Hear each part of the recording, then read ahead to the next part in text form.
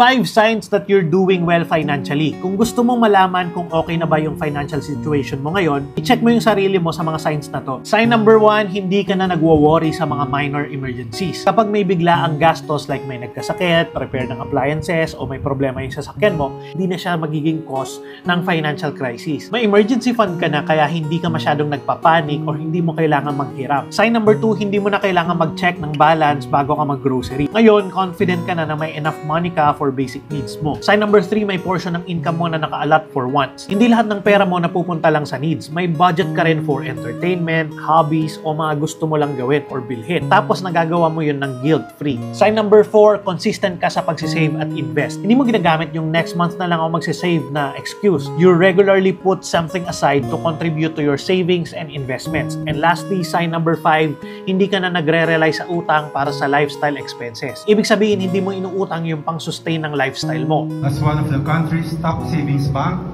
in terms of